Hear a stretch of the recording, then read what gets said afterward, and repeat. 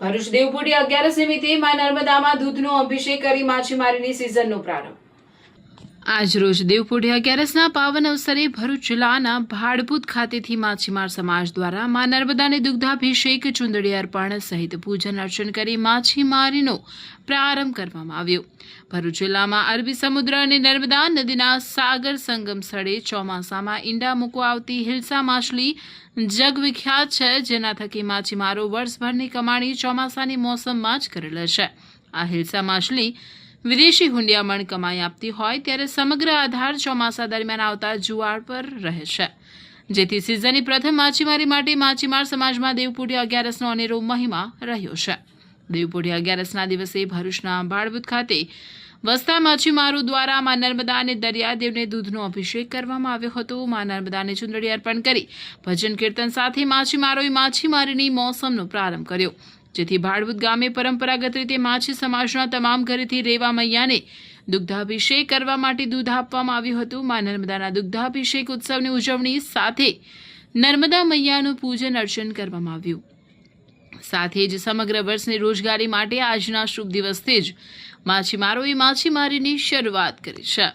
સમગ્ર માછીમાર સમાજ આ દિવસે પોતાની રોજીરોટી માટે મા નર્મદાને દૂધાભિષેક કરી, ચુંદડી અર્પણ કરી અને ફૂલથી મા નર્મદાનો અભિષેક કરી અને પોતાના ધંધાની શરૂઆત કરવા જઈ રહ્યો છે।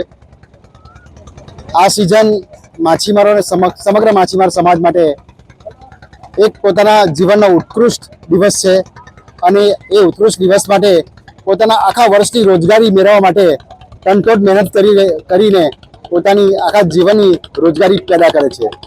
આ તબક્કે આ નર્મદા નદીની અંદર આજરોજ કલેક્ટર ઓફિસ તરફથી પણ પૂરના પાણીને લીધે પરમિશન મળી નથી, છતાં પણ માછીમાર લોકો અત્યાર સુધી સ્ટેન્ડ બાય કરીને હવે જો વાતાવરણ સારું હશે તો ફિશિંગ કરવા માટે નીકળી જશે। અને બીજું કે આ સમગ્ર માછીમાર દરમિયાન સામાન્ય માછીમાર, પછી જે થર્મોકોલની સીટ ઉપર જે મચ્છીમારી કરે છે એ લોકો અને એવા સમગ્ર માછીમારો પોતાની રોજીરોટી મેળવવા તનતોડ મહેનત કરી રહ્યા છે।